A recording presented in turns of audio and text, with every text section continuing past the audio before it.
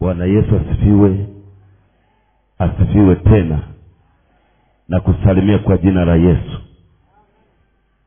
Mungu akubariki tena kwa kufika kwenye ibada hii, kwa sababu bila wewe haiwezi kuitwa semina. Bwana asifiwe. Bila wewe haiwezi kuitwa semina. Ujio wako ndio tunaita semina. Na uzuri, mapinduzi yanaanza na mtu mmoja. Haleluya. Mtu mmoja akisikia ataenda na kumwambia mwingine. Mungu akubariki sana. Haleluya. Wangapi tangu tumeanza? Leo ni siku ya 3. Wangapi wananielewa?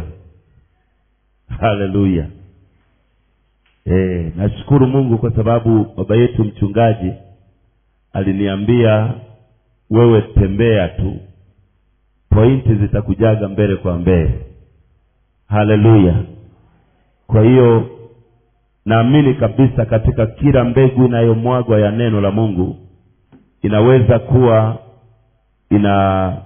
kila mmoja anaokota cha kwake. Sema nisaidie madhabahu.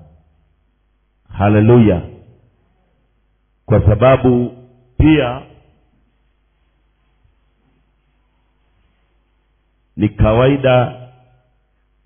kawaida ya mhubiri yeyote, unapoambiwa kwamba njoo uhudumie wana wa Mungu, unaweza ukajikuta kila siku, yani kabla hujafika kwenye semina hiyo, yani kila siku unakuwa na somo.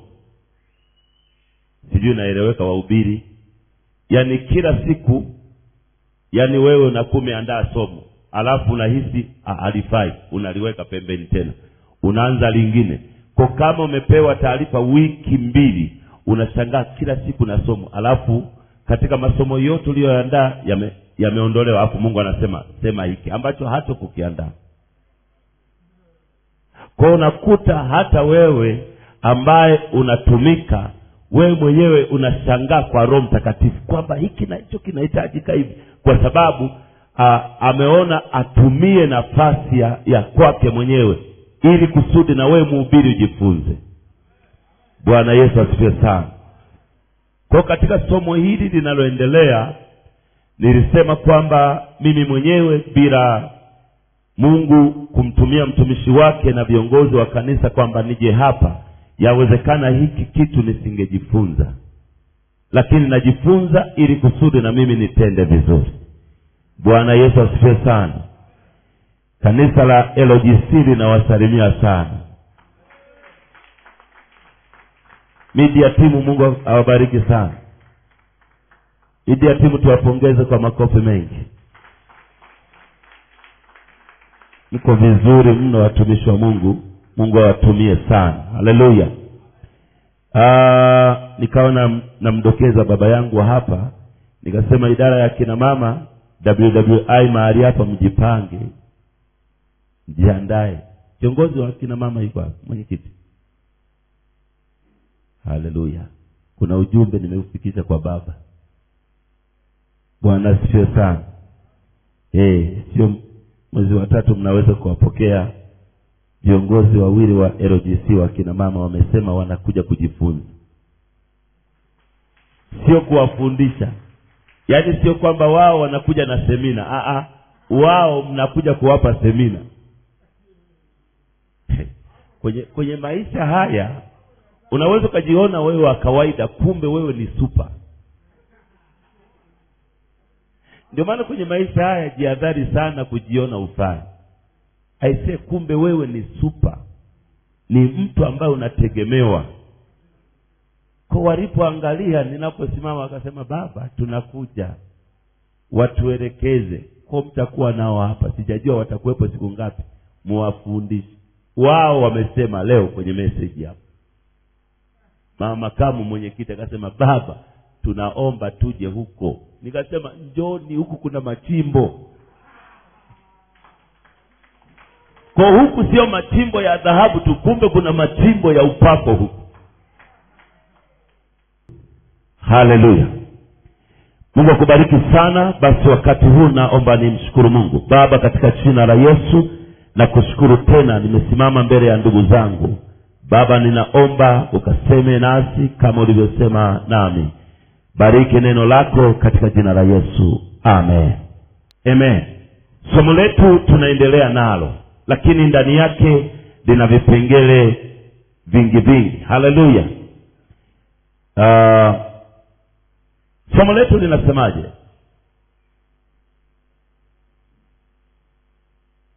Sina uhakika kwamba hapa pana Wachina. Ninaamini kabisa pana Wanyakyusa, Wasafa, wa Ndali. Somo letu linasemaje? Wewe fungua kabisa daftari yako. Ndio tunaongeaga hivi. Haleluya. Kutambua majira sahihi ya kufanya jambo. Kwa wale ambao kwepo, ninaitwa Nathan Mokabana. Bwana Yesu asifiwe sana. Jana kuna kipengele ambacho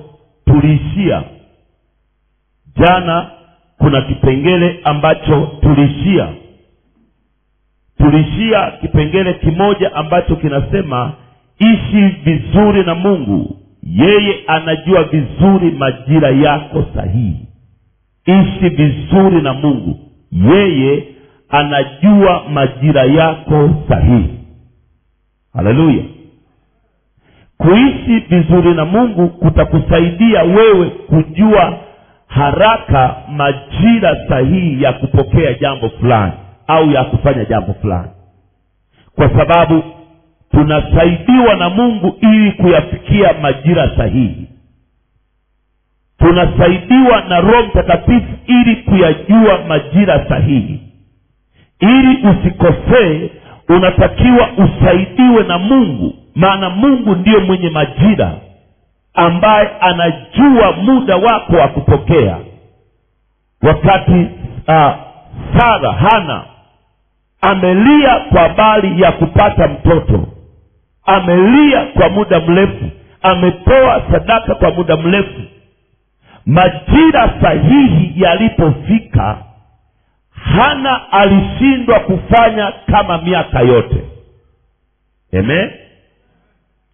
Miaka yote Hana alikuwa ni mwanamke ambaye anaenda Shilo kila mwaka mara moja. Wanaenda huko, wanakutana, wanatoa sadaka kama ilivyo desturi ya Agano la Kale. Wanaenda kutoa sadaka za utakaso, sadaka za amani, sadaka za upatanisho, sadaka za rehema, ili kusudi waanze mwaka mpya wakiwa na mambo mapya. Na Hana alikuwa anaenda huko, bado alikuwa ni tasa. Alikuwa akifika huko, alikula na wenzake, alifurahi, waliendelea kusherekea kwa sababu wamekutana tena, wakawa wanarudi katika mji wao. Miaka ilienda, muda ulienda, lakini mwaka ulipofika wa majira sahihi, kwa sababu Hana alikuwa anamcha Mungu, akajua kwamba huu mwaka ninaoenda tena kwenye hekalu la Bwana sitafanya kama nilivyofanya miaka iliyopita. Alichokifanya Hana, ukisoma ile Samueli wa kwanza, ni kwamba Hana, wakati wenzake wanafanya sherehe, wanakula na kunywa, wametoka hekaluni, yeye hakwenda kujumuika kula na kunywa. Alichokifanya Hana, alirudi tena hekaluni, madhabahuni kwa Bwana. Wenzake wanapofurahia, wenzake wanapokula na kunywa, wenzake wanaposhangilia, yeye akawa anaomboleza madhabahuni kwa Bwana. Aliona asifanye kama anavyofanyaga miaka yote. Akaona majira yale ni majira sahihi ya yeye kupokea mtoto.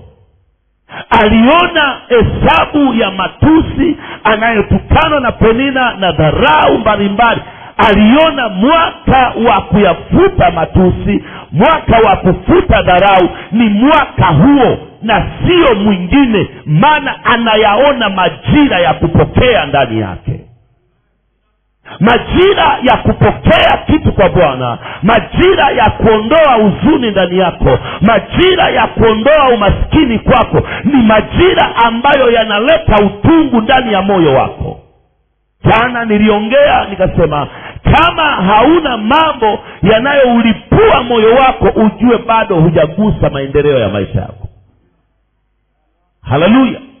Mtu aliye na maendeleo ambayo anatakiwa kuyafanya, ndani yake kuna waka moto. Mawazo yake yamejaa lile jambo ambalo anatamani lifanikiwe. Hana akaona, hapana, sitafanya kama mwaka jana, sitafanya kama mwaka juzi. Mwaka huu nataka nimsemeshe Mungu kwa moyo wangu wote. Na akaomboleza.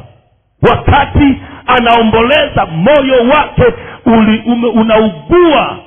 unaugua. Pale ndipo tunamuona Roho Mtakatifu kwa Agano la Kale anafanya kazi, kwa sababu neno linasema Hana alishindwa kutamka maneno ya kawaida. Midomo yake ikawa inapapasa, inatamka, sauti yake ikawa inaugulia kwa Roho Mtakatifu, midomo yake ikawa inapiga, mpaka Eli alipofika akamuona huyu mwanamke, uombaji huu sio ule uliozoeleka. Huu ni wa mtu aliyelewa, aliyeharibika, hana ufahamu thabiti, hana akili ya timamu, kwa sababu alitegemea angemuona anaomba anaeleweka, lakini akashangaa anaomba haeleweki, kwa sababu neno linasema Eli alipomwambia, wewe mwanamke utakuwa mlevi hata lini? Ondoa ulevi wako hapa. Ana akasema, hapana bwana wangu, usimdhanie mjakazi wako kwamba afai, bali katika kuugua kwangu niliumimina. Haleluya. Sio nimejitoa moyo wangu, nimemimina. Yani amejiyeyusha, amejitoa kwenye tabia ya zamani, ameingia kwenye utendaji. Anasema nimeumimina moyo wangu kwa Bwana. Saa ya majira yako utaumimina moyo, utashindwa kutulia, utamwendea baba yako mchungaji kila siku, wala hautaona usumbufu. Utamwambia, baba, weka tena mkono juu yangu, kuna jambo naliona lakini halitimii, naomba niombee tena. Amekuwekea leo mkono, unakaa siku 3, unamwambia, baba, naomba niombee, kiasi kwamba mpaka mchungaji anabaki anashangaa, anamwambia Mungu, naomba umtendee huyu, kwa sababu atanijia mpaka nichoke. Hey, haleluya. Kuna wakati mkitustarehesha, tunastarehe wala hatuna kama wazo, wala wakusema ninamtosha mchungaji, asante Yesu. Lakini wako ving'ang'anizi, king'ang'anizi, akimwona tu mchungaji, mpaka yeye mwenyewe mchungaji anasema, tayari huyu anataka kusema jambo. Huyu mmesalimiana tu kidogo na baba mchungaji, baba, usiache kuniombea katika lile jambo. Baba anasema ndio. Mwisho wa siku mchungaji yeye mwenyewe anatoka kitandani mwake, ananyosha kanisani kwa Bwana, nyumbani kwa Bwana, anamwambia, Bwana, usipompendea huyu atanijia kila siku mpaka